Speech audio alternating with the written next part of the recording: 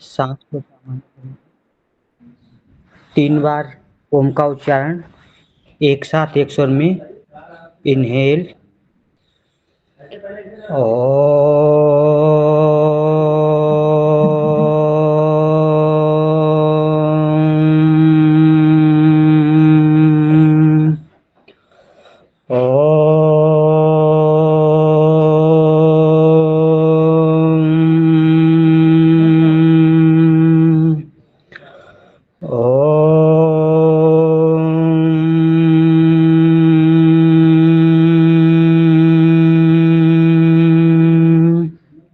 गायत्री मंत्र।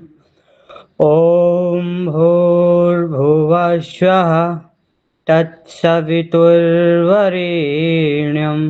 भर्गो देवस्य धीमहि धियो यो नः प्रचोदयात्। हथेलियों को रफ करेंगे, चेहरे पे लगाएंगे, इसे रफ करेंगे, चेहरे पे, पूरे शरीर पे रिलैक्स। आंखें खोल लीजिए। Thank you. धन्यवाद नवीन जी। एक बार मुझे बता दीजिए मेरी आवाज क्लियर आ रही है और आपको स्क्रीन शो हो रही है? जी मैम। जी। ठीक है, चलिए फिर शुरू करते हैं हम आज की क्लास।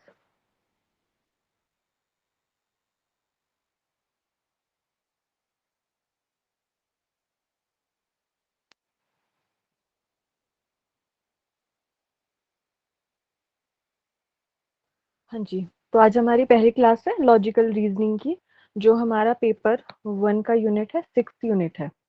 ठीक है, तो सबसे पहले हम इसका सिलेबस देख लेते हैं कि सिलेबस इसमें क्या-क्या है। तो सबसे पहले हम इसमें देखेंगे understanding the structure of arguments.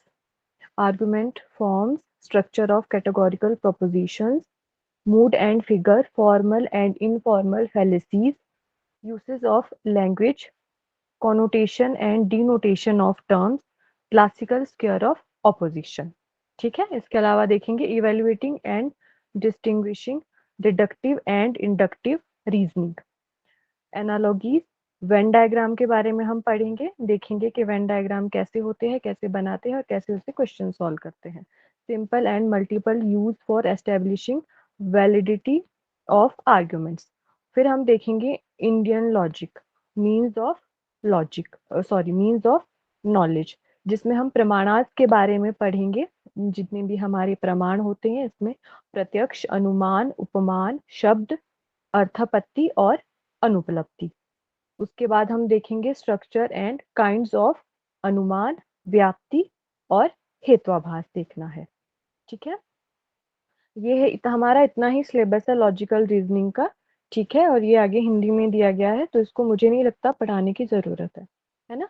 बाकी अभी इसमें क्या होता है लॉजिकल रीजनिंग में, उसके बारे में हम बिल्कुल बेसिक से शुरू करना है हम लोगों को। तो जो भी मैं पढ़ाऊंगी क्लास में, तो मैं आप लोगों को यही सजेस्ट करूंगी कि आप अगले दिन के लिए उसको रिवाइज करके आए। हर रोज पढ़ेंगे तो आप, ऐसा नहीं है कि उस चीज के क्वेश्चंस आप सॉल्व नहीं कर पाएंगे। अगर एकदम से आप लास्ट में ही पढ़ना चाहोगे तो वो चीज नहीं हो पाएगी। ठीक है, तो फिर ये हो गया हमारा सिलेबस। तो शुरू करते हैं। सबसे पहले हम देखेंगे वेस्टर्न लॉजिक यानी पश्चिमी तर्क क्या होता है ना। तो इसमें कुछ ऐसी टर्म्स है जिनके बारे में आपको पता होना चाहिए, क्योंकि आगे जब हम कोई क्वेश्चन सॉल्व करेंगे या कोई अलग टॉपिक पढ़ेंगे इसके अलावा, तो उसमें ये सारी टर्म्स यूज होने वाली है। तो इन चीजों के बारे में आपको पता होना चाहिए। ठीक, तो सबसे पहले इसमें आता है हमारा स्टेटमेंट, या जिसको हम प्रोपोजिशन भी बोलते हैं। तो क्या होता है स्टेटमेंट या proposition? It is a declarative sentence that can be classified as true और फॉल्स बट नॉट बोथ। ठीक है, सिंपल है, बहुत सिंपल है। क्या होता है हमारा, हिंदी में देखेंगे एक बार, कि जिसे हम कथन कहते हैं या प्रस्ताव, एक ही बात है। कथन या प्रस्ताव एक ही बात है। तो कथन या प्रस्ताव क्या होगा? कोई भी घोषणात्मक वाक्य होगा, और किस चीज क्या होगा उस वाक्य में? कोई तथ्य होगा, इच्छा होगी, कोई इरादा होगा, या भावना को बयान करने के लिए जो उपयोग किया जाता है। मतलब कोई भी एक सेंटेंस होगा जो हमारा स्टेटमेंट होता है। ठीक है, जो कैसा हो सकता है कि कोई भी हमने वाक्य दिया, कोई भी हमने एक स्टेटमेंट दिया, लेकिन कैसा होगा, या तो वो सही होगा या गलत होगा। इन दोनों में से एक ही होगा, दोनों नहीं होगा। ठीक है? कोई भी हम वाक्य बोलेंगे या तो वो सत्य होता है या असत्य होता है। दोनों एक साथ नहीं हो सकता है कि ट्रू भी है और फॉल्स भी है। ठीक है? उदाहरण के तौर पर हम देखते हैं कि जैसे लंदन इज़ इन डेनमार्क, तो ये असत्य है क्योंकि लंदन हमारा आता है यूनाइटेड किंगडम में। ठीक? ये हो जाएगा हमारा एक फॉल्स स्टेटमेंट जिसे हम कहते हैं। फिर दूसरा एग्जांपल हमने लिया है पेरिस इज़ इन फ्रांस, कि जो पेरिस है वो फ्रांस में है। ये जो वाक्य दिया गया है ये सत्य है। तो सिंपल जो इसमें इस वाली स्लाइड में हमने क्या देखा? हमने देखा कि एक स्टेटमेंट या प्रोपोज़िशन किसको कहते हैं? तो क्या होता है? ये एक वाक्य होता है। ठीक है? कैसा वाक्य होगा? हम कोई भी वाक्य बोलेंगे या तो उसमें हम कोई तथ्य रखेंगे, अपनी कोई इच्छा ज़ाहिर करेंगे, कोई हमारे इरादे होंगे, जो हमारी भावनाएँ होते हैं, उनको बयान करने के लिए, मतलब कोई भी जो एक वाक्य होता है उसको हम स्टेटमेंट कहते हैं। लेकिन उसमें कंडीशन क्या होती है? या तो वो सही होता है या गलत होता है। दोनों एक साथ नहीं हो सकता कि सही भी होगा और गलत भी होगा। मुझे बताइए इतना क्लियर है ये वाली स्लाइड सभी को? नो मैम, फिर और एक बार समझा दीजिए। हाँ जी, ठीक है बताती हूँ। देखो, ये एक बेसिक है, मतलब इसमें एक हमें डेफिनेशन पढ़नी है सिंपल। किसकी पढ़नी है? कि प्रस्ताव, कोई भी या कथन है, कथन को हम प्रस्ताव भी कहते हैं, या अगर इंग्लिश में इसको देखें तो स्टेटमेंट और प्रोपोज़िशन एक ही चीज़ है। तो कोई भी स्टेटमेंट क्या होती है कि हमने किसी चीज़ के बारे में कोई स्टेटमेंट दी, कि मान लो हमने बोला कि जो हमारी हटप्रदीपिका है उसमें 4 अध्याय हैं। ये हमारा एक कथन हो गया, ठीक है? तो ये क्या हो सकता है? या तो ये सत्य है या असत्य है। अब हटप्रदीपिका में 4 अध्याय हैं, तो ये एक सत्य कथन है। अगर मैं कहूँ कि हटप्रदीपिका में जो अध्याय दिए गए हैं उसको हम पटल के नाम से जानते हैं या उनको पटल कहा जाता है, तो ये एक हमारा असत्य कथन हो गया। ठीक है? अभी समझ आया जो पूछ रहे थे? जी मैम। चलिए, ठीक है, फिर अगला देखते हैं। फिर आता है हमारा आर्गुमेंट, कि आर्गुमेंट क्या होता है? तो an argument is a connected series of statements including one और मोर प्रीमाइसेस। जो प्रीमाइस है इसके बारे में हम अगली साइड में इसकी डेफिनेशन देखेंगे, तो अभी इतना लेके चलो कि आर्गुमेंट क्या होता है। तो आर्गुमेंट होता ये हो जाएगा हमारा, an argument is a connected series of statements including one और मोर प्रीमाइस और premises. It intends to demonstrate that another statement, the conclusion, is true.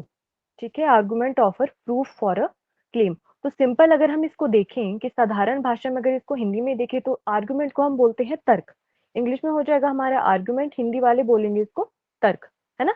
तो तर्क क्या होता है? कि जो तर्क होता है वो हमारा बयानों की जुड़ी एक श्रृंखला होती है जिसमें एक या उससे अधिक आधार शामिल होते हैं।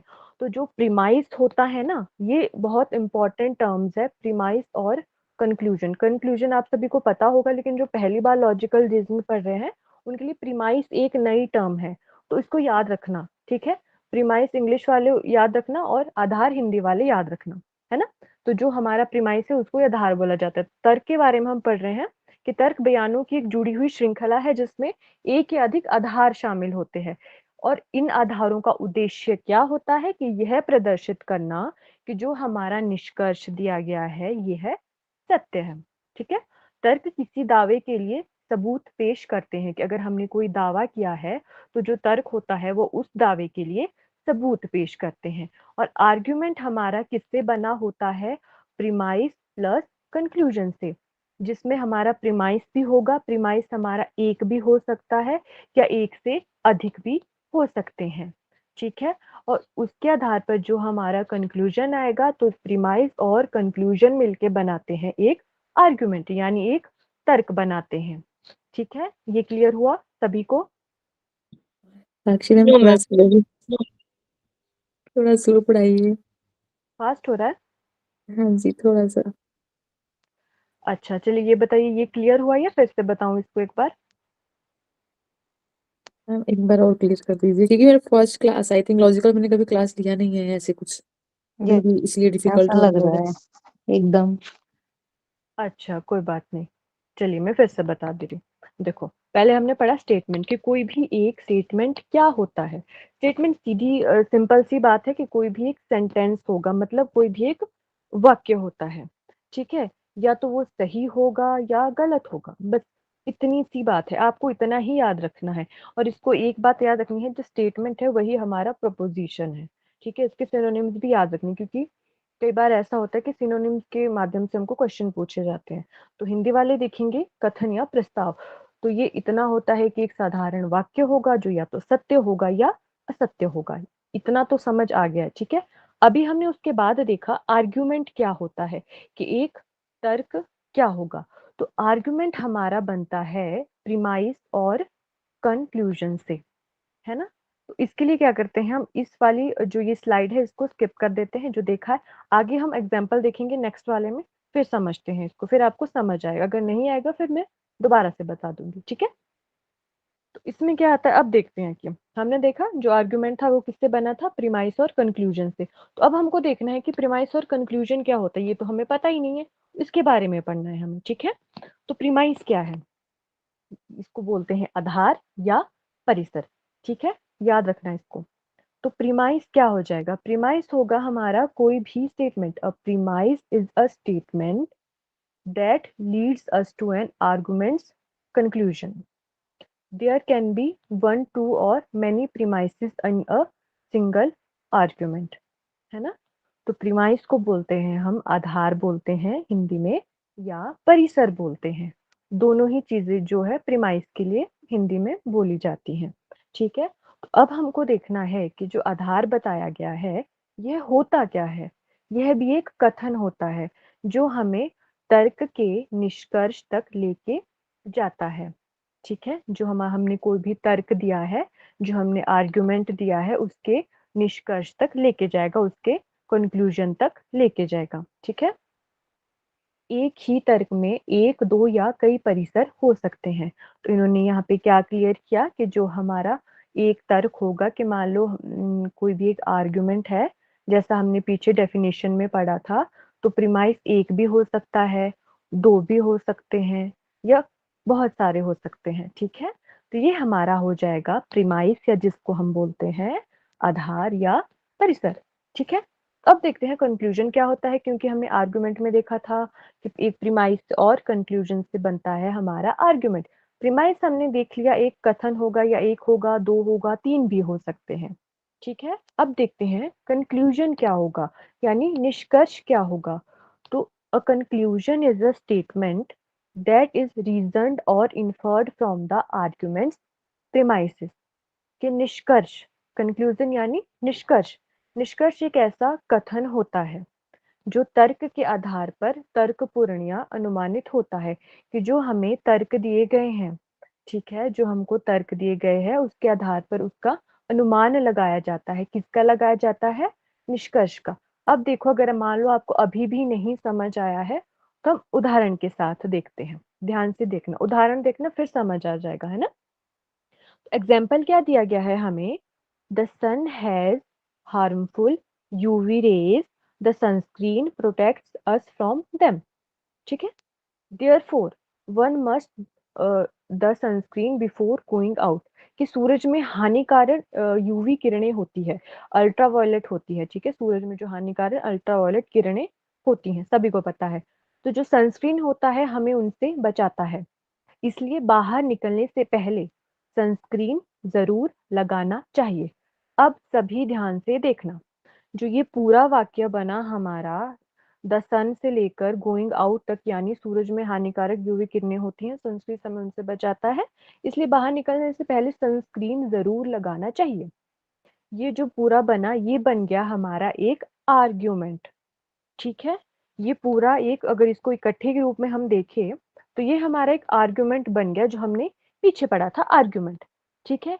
ये बन गया पूरा आर्गुमेंट। अब हमको क्या देखना है इसमें, कि इसमें प्रीमाइस क्या है, यानी आधार, और परिसर क्या है, और निष्कर्ष क्या है। तो देखो, निष्कर्ष हमारा बाद में निकलेगा, तो पहले प्रीमाइस होगा। प्रीमाइस क्या होगा, कि सूरज में हानिकारक यूवी किरणें होती हैं।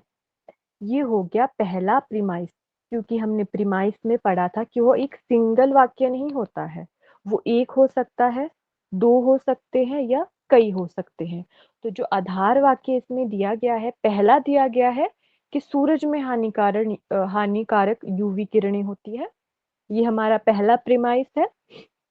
कॉमा दूसरा बोलते हैं कि सनस्क्रीन हमें उनसे बचाता है। जो सनस्क्रीन होता है वो हमें सूरज की हानिकारक यूवी किरणों से बचाता है। ये हमारा दूसरा परिसर हो गया। पहला परिसर, दूसरा परिसर। ठीक है, अब देखते हैं, ये तो हमारे परिसर हो गए। उसके बाद आया है कंक्लूजन। तो इससे हमारा क्या निष्कर्ष निकला कि सूरज में किरणें हैं हानिकारक यूवी किरणें, पता है सनस्क्रीन हमें बचाता है।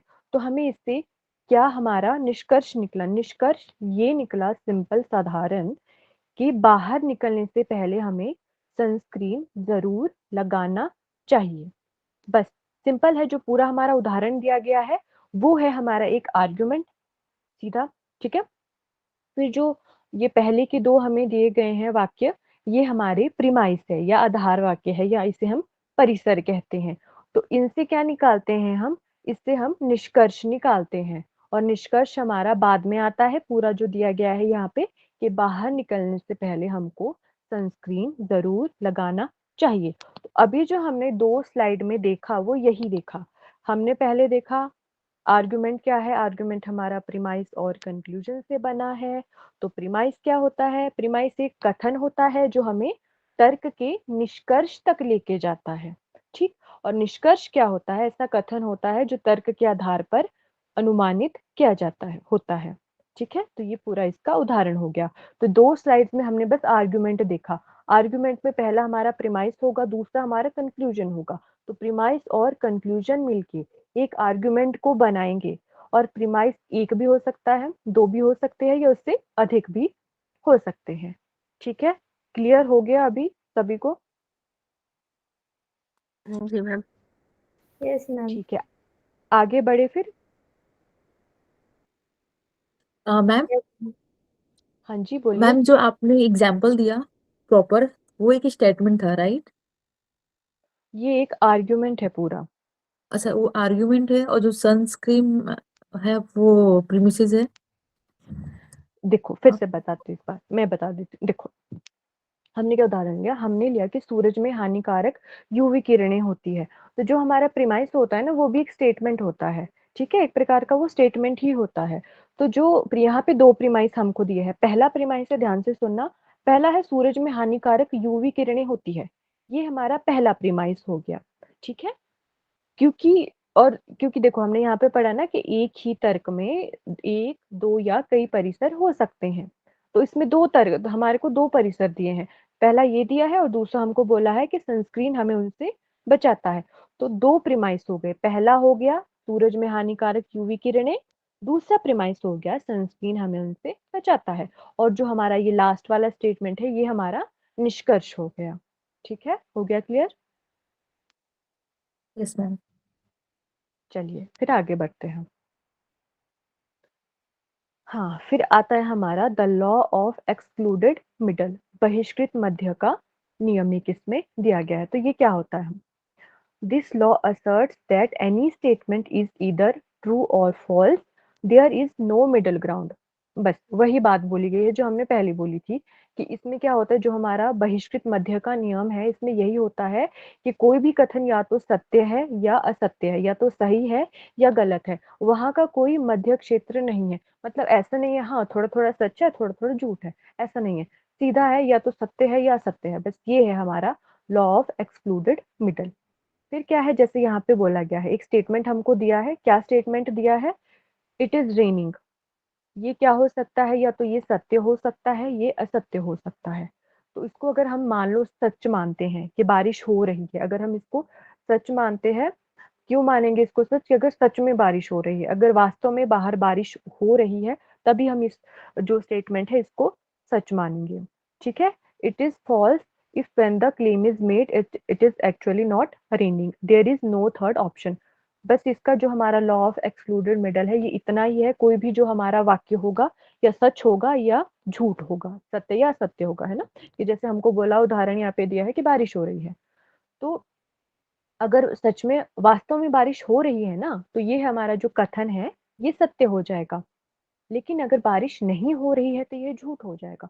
ऐसा तीसरा नहीं हम बोलेंगे कि हाँ, थोड़ी हो रही है, थोड़ी नहीं हो रही है, या होगी या नहीं होगी। जो हमारा लॉ ऑफ एक्सक्लूडेड मिडल है वो इतना सा ही है, या सच होगा कोई भी हमारा कथन या झूठ होगा। ठीक है, ये वाला स्लाइड क्लियर सभी को?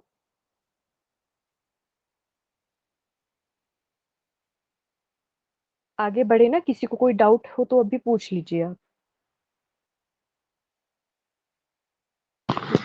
मैम मैम हाँ जी, बोलिए। Ma'am the law of excluded middle, बहिष्कृत मध्य का नियम। मैम ये जो लाइन है इसका क्या मतलब है मैम? ये the law of excluded middle का मतलब क्या हुआ? लॉ ऑफ एक्सक्लूडेड मिडल ये यही है कि जो हमारा कोई भी, देखो इसका मतलब यही है, हिंदी में तो इसका ये मतलब हो गया लॉ ऑफ एक्सक्लूडेड मिडल का कि बहिष्कृत मध्य का नियम हो गया।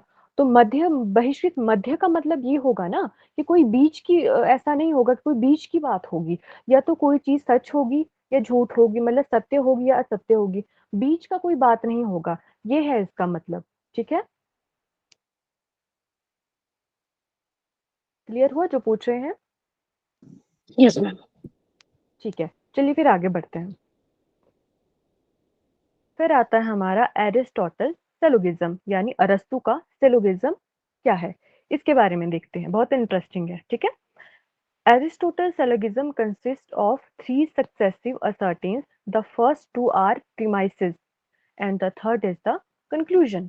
बस जो हमने पहले देखा कि इसमें जो हमारा अरस्तु का सिलोगिज्म है, इसमें 3 चीजें शामिल है। क्या है? पहले 2 परिसर होते हैं और तीसरा निष्कर्ष हमारा होता है। ठीक है, तो इसका उदाहरण देखते हैं कि उदाहरण क्या होता है। ये हो गया हमारा प्रीमाइस 1, यानी जो हमारा परिसर 1 हो जाएगा, इसको हम P1 से डिनोट करेंगे, जो पहला होगा।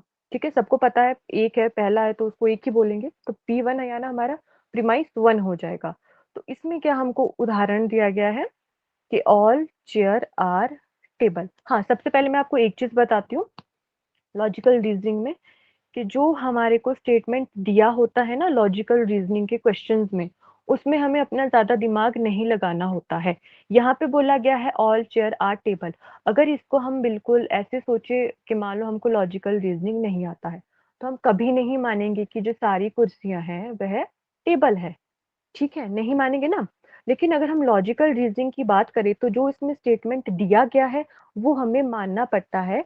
क्यों मानना पड़ता है? क्योंकि इस तरह के ही इसके क्वेश्चंस आते हैं। अगर आपको मान लो क्वेश्चन आ जाएगा कि सारे जो डॉक्टर है वह सिंगर हैं, जो जितने भी सारे डॉक्टर्स है दुनिया में वे सारे सिंगर हैं, तो उसके आधार पर मान लो आपको कोई क्वेश्चन सॉल्व करना है। अगर आपने ये सारा पढ़ा नहीं है तो आप क्या करोगे, नहीं सारे डॉक्टर सिंगर कैसे हो सकते हैं, आप उसको गलत कर दोगे।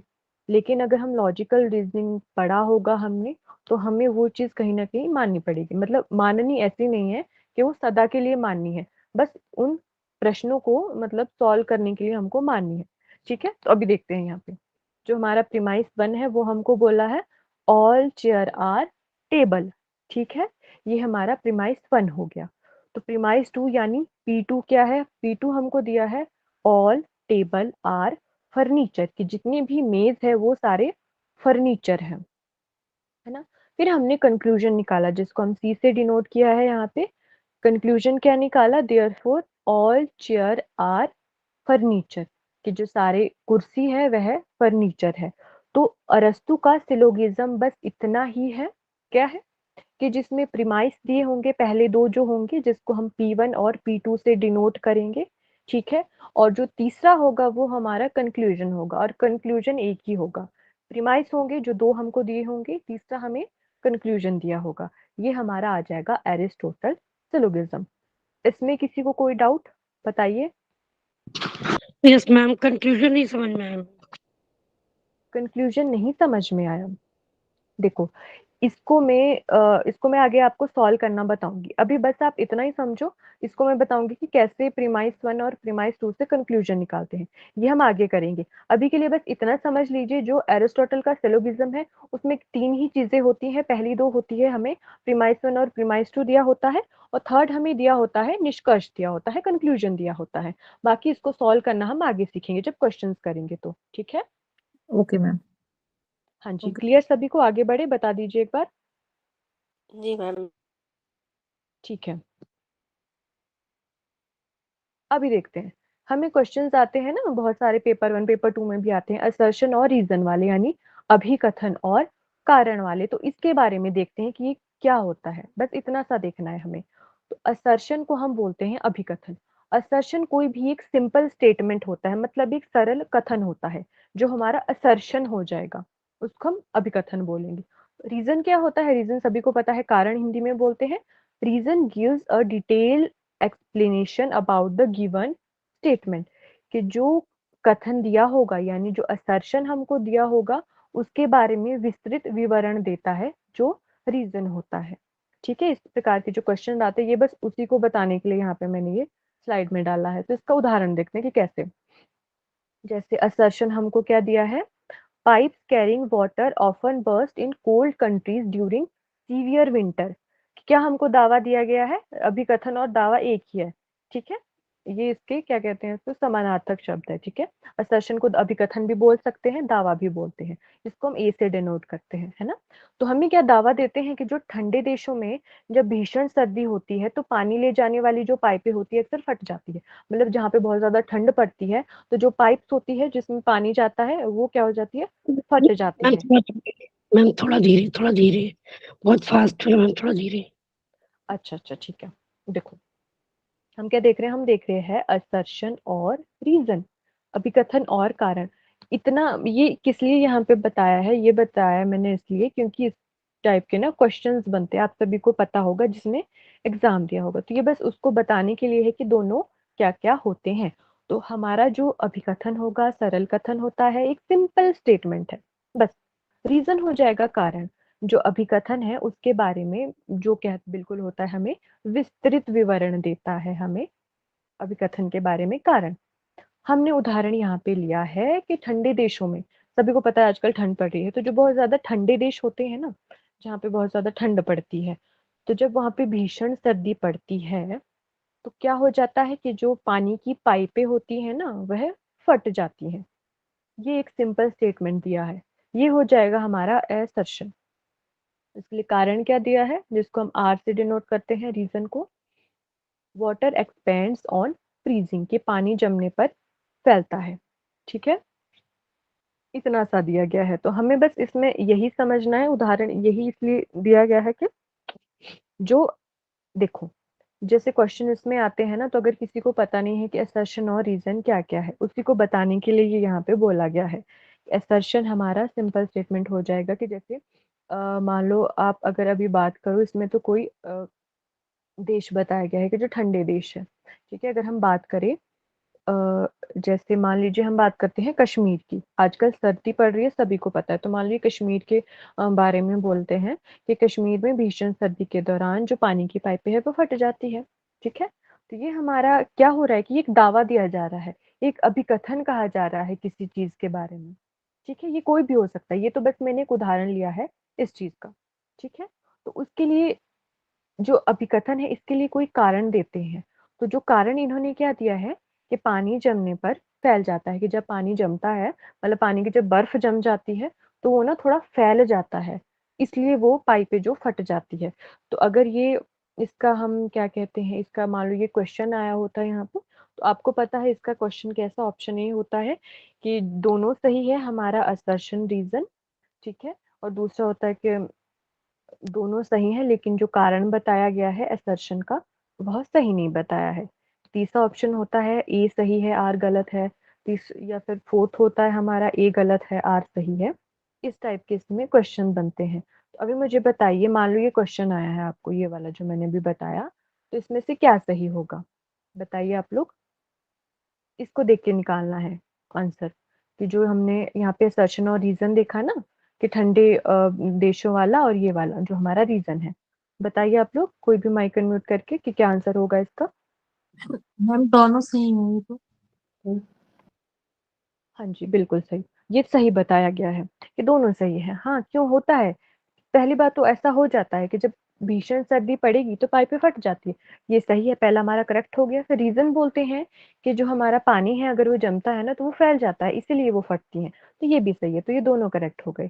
तो ये वाली स्लाइड बस इतनी सी है, कितनी सी है कि क्वेश्चन जो हमारे आते हैं असर्शन रीजन वाले, तो दोनों चीजों का पता होना चाहिए, ये असर्शन क्या है, रीजन क्या है, और उस चीज को सॉल्व कैसे करना है। ठीक है, ये क्लियर है सभी को? मैम मैम मैम हाँ जी। कारण तो पता चल गया, लेकिन मुझे अभिकथन समझ नहीं आ रहा। अभिकथन मतलब कोई और एग्जाम्पल? कोई और एग्जाम्पल आप मतलब, ये तो उदाहरण दिया गया है, अगर हम अभिकथन किसी, मतलब क्या? कैसे कोई भी स्टेटमेंट हाँ यहाँ सही पे है दिया है ना हमने गलत है? ऊपर, नहीं यहाँ गलत सही का अभी कुछ नहीं है। जी अभिकथन एक सरल कथन है, जहाँ पे बोला गया है ना an assertion is a simple statement, वो सही गलत है वो हमें पता लगाना है, क्योंकि वो क्वेश्चन वैसा अच्छा बनता है। बस जो अभिकथन होता है वो एक सरल वाक्य होता है, वो हमें ही पता लगाना है ये सही है अच्छा, या जैसे ऐसे गलत। क्वेश्चन आ जाएगा ये गलत भी हो सकता है हमारा अभिकथन, और हाँ जी, गलत हो क्वेश्चन सकता है। मैम अभिकथन को हम कंक्लूजन बोल सकते हैं क्या? कंक्लूजन तो इसको अलग हो गया ना, निष्कर्ष हो गया वो तो। मैं देखो, कंक्लूजन मान सकते हैं क्या? बोल नहीं मान सकते हैं क्या? ऐसे वैसे ही वाक्य दिख रहा है।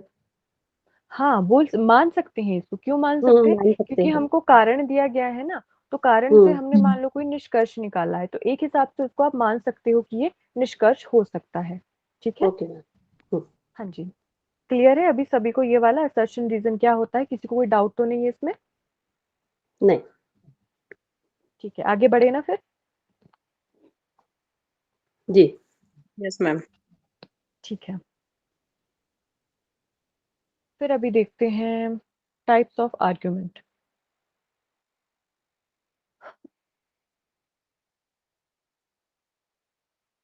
हाँ, अभी हमको देखना है टाइप्स ऑफ आर्ग्यूमेंट के तर्क के प्रकार दे हम हमें देखना है कि कौन से होते हैं। तो तर्क के दो प्रकार यहाँ पे बोले गए हैं हमको। पहला होता है हमारा डिडक्टिव आर्ग्यूमेंट, जिसको हम बोलते हैं निगमनात्मक तर्क।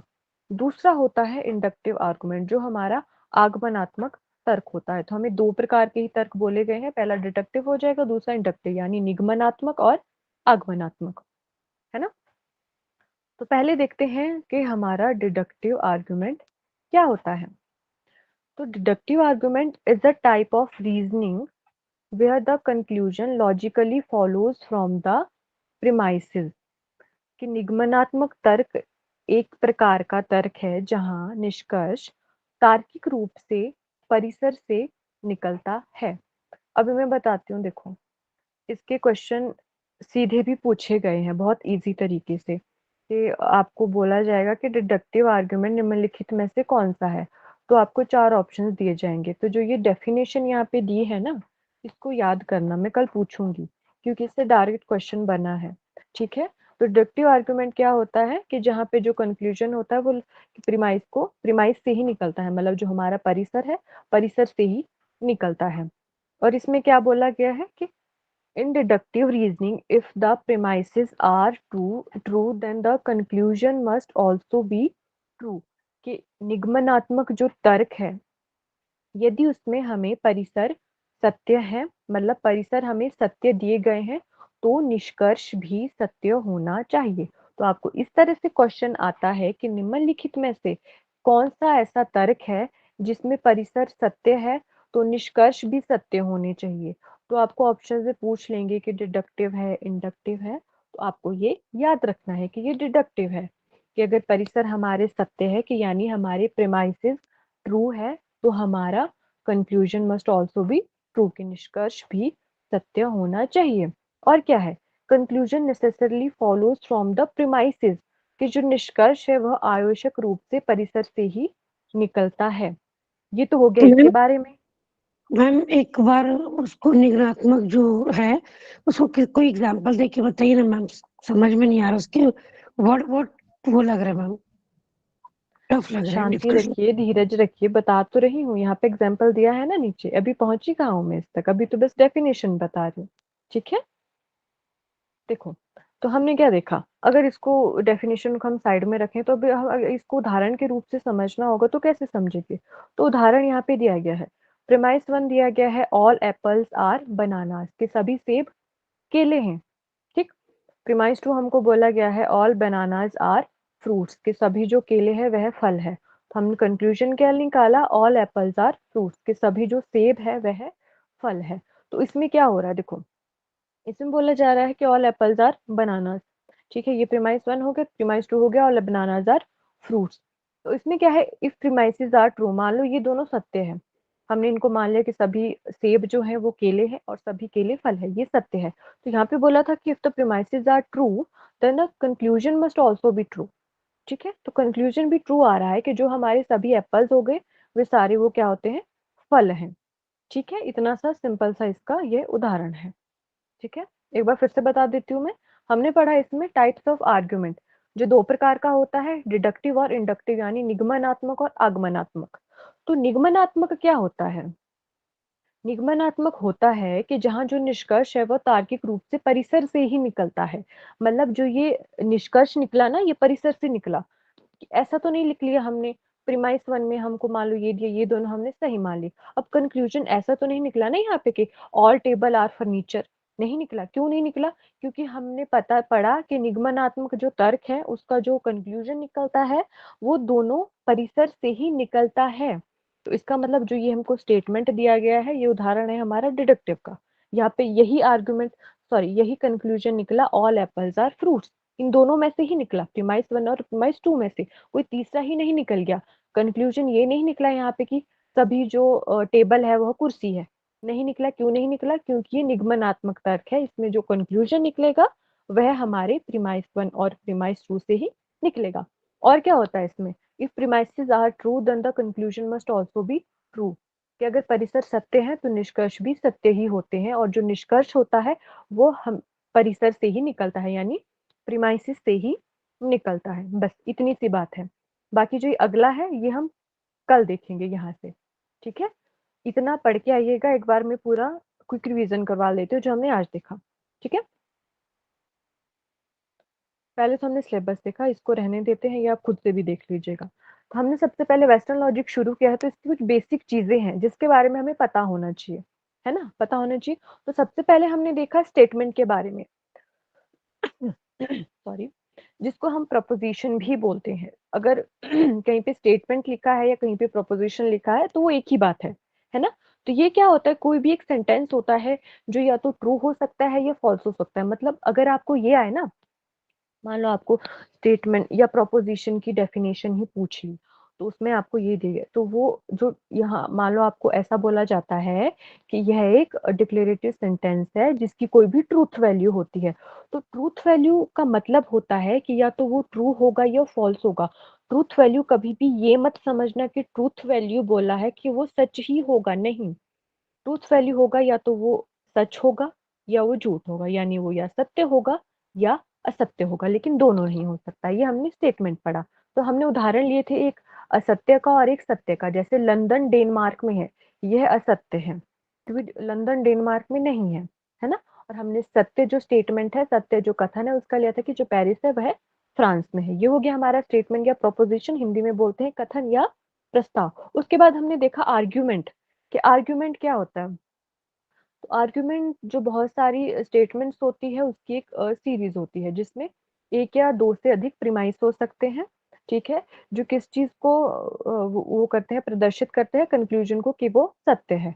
आर्ग्यूमेंट बनता है हमारा प्रीमाइस से, प्रीमाइस एक हो सकते हैं, दो हो सकते हैं, ठीक है, और कंक्लूजन से। ये हमने देखा। तो अब हमने एक आर्ग्यूमेंट तो देखा, लेकिन हमको प्रीमाइस कंक्लूजन का पता नहीं है, तो हमने वो भी पढ़ा कि प्रीमाइस क्या है, यानी आधार या परिसर क्या है। ये एक ऐसा कथन होता है जो हमें निष्कर्ष तक लेके जाता है। तो और ये भी पता है ये दो हो सकते हैं, तीन हो सकते हैं, कितने भी हो सकते हैं, ठीक है। कंक्लूजन होता है जो तर्क के आधार पर अनुमानित किया जाता है। हमने उदाहरण इसमें बहुत कॉमन सा लिया कि जैसे इस सूरज में हानिकारक यूवी किरणें हैं, ये हमारा प्रीमाइस 1 हो गया। सनस्क्रीन हमें उनसे बचाता है, प्रीमाइस 2 हो गया। हमने निष्कर्ष निकाला, इसलिए बाहर निकलने से पहले सनस्क्रीन जरूर लगाना चाहिए, है ना। तो ये जो हमारा एक पूरा हो गया, ये हमारा एक आर्गुमेंट हो गया, ये हमने देखा। उसके बाद हमने देखा लॉ ऑफ एक्सक्लूडेड मिडल, यानी बहिष्कृत मध्य का नियम। ये कोई बीच की बात नहीं होगी, या आर होगी या पार होगी। इसमें सीधी सिंपल ये बात है कि कोई भी जो कथन हमको दिया जाता है ना, या तो वो सत्य होता है या वो असत्य होता है। इतनी सी बात है इसमें, ठीक है। इतनी सारी लाइनें लिखी है, इससे डरना नहीं है। मतलब यही है कि लॉ ऑफ एक्सक्लूडेड मिडल, कि जो कोई मध्य की बात नहीं होगी, या आर होगा, पार होगा, सच होगा, झूठ होगा, बस इतनी सी बात है। फिर हमने देखा एरिस्टोटल का सेलोगिज्म। एरिस्टोटल के सेलोगिज्म में 3 चीजें हैं। पहली 2 हम होती है जो हमारी प्रीमाइस 1, प्रीमाइस 2, ठीक है। तीसरा होता है कंक्लूजन। तो जो ये हमने उदाहरण लिया था, ये था हमारा एरिस्टोटल के सिलोगिज्म का। यहाँ पर इसके अलावा कोई दूसरा एग्जाम्पल भी ले सकते हैं, ठीक। फिर हमने देखा असर्शन रीजन क्या होता है। असर्शन कोई भी एक सिंपल स्टेटमेंट होता है, और रीजन क्या होता है, उस कथन जो हमें दिया गया उसके बारे में विस्तृत विवरण देता है ना। हमने उदाहरण यहाँ पे लिया था कि ठंडे देशों में भीषण सर्दी के दौरान पानी ले जाने वाली पाइपें अक्सर फट जाती है। ये एक साधारण स्टेटमेंट है, साधारण कथन है, ठीक है। तो उदाहरण इसके लिए कारण क्या दिया था कि पानी जमने पर फैलता है, ये हमने यहाँ पे कारण दिया था इसके लिए, ठीक। फिर हमने देखा कि टाइप्स ऑफ एन आर्गुमेंट, तर्क के प्रकार देखे, जिसमें से 2 होते हैं, डिडक्टिव और इंडक्टिव। इनमें से बस हमने एक ही चीज पढ़ा, वो भी डिडक्टिव आर्गुमेंट। वो क्या होता है कि जिसमें जो कंक्लूजन होता है वो हमारा प्रीमाइसिस से ही निकलता है। और क्या देखा कि अगर प्रीमाइस सत्य है तो कंक्लूजन भी सत्य होना चाहिए, ये देखा हमने। और हमने देखा कि conclusion necessary follows from the premises, कि निष्कर्ष आवश्यक रूप से परिसर से ही निकलता है। उदाहरण हमने ये लिया, सभी सेब केले हैं, प्रीमाइस 1 प्रीमाइस 2 सभी केले फल है। कंक्लूजन इसी में से हमने निकाला कि सभी सेब फल है, कोई अलग से नहीं कंक्लूजन निकाला, तो वो कोई और आर्गुमेंट का एग्जांपल होता, ठीक है। इतना ही हमने पढ़ा, बाकी हम इसके जो टाइप्स है डिडक्टिव आर्गुमेंट के, ये कल पढ़ेंगे। अभी मुझे बताओ, जितना हमने आज पढ़ा इसमें से किसी को कोई डाउट है तो मैं अभी क्लियर कर देती हूँ। क्लियर है सभी को? तब भी बता दीजिए, कोई डाउट है तब भी बता दीजिए। मैम वो निगनात्मक में मैम जो 2 पॉइंट्स है ना मैम, उसका हाँ दूसरा जी, वाला पॉइंट, दूसरा पॉइंट ये वाला इंडक्टिव मैम। ये वाला यस मैम। ये वाला अभी हमने पढ़ा नहीं है ना, अभी हम डिडक्टिव पढ़ रहे हैं। आज हमने डिडक्टिव ही पढ़ा है, कल हम टाइप्स ऑफ डिडक्टिव आर्गुमेंट्स पढ़ेंगे, उसके बाद आएगा हमारा इंडक्टिव आर्गुमेंट, ठीक है। Okay ma'am. हाँ जी, जो पढ़ा है उसमें से बताइए, उसमें से तो नहीं है ना किसी को कोई डाउट? No ma'am. अच्छा जी, ठीक है।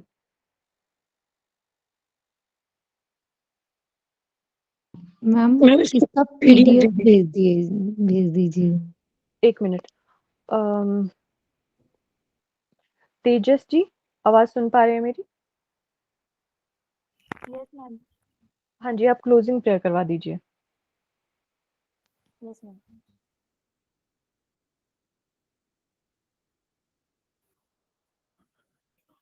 हरिओम। आंखें बंद करने, कमर गर्दन सीधी, ओम का उच्चारण करेंगे एक बार और गायत्री मंत्र बोलेंगे। एक सांस लेनी है और ओमकार का उच्चारण करना है।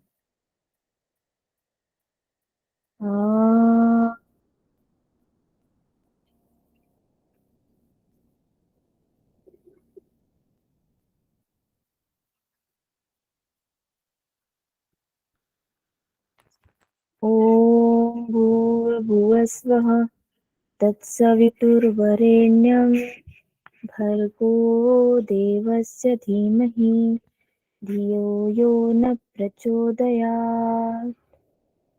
ॐ शांति शांति शांति। दोनों हाथों को एक दूसरे पे रख करना है, आंखों पे लगाना है और धीरे से आंखें को खोल देना है। हरिओम। Thank you Tejas ji.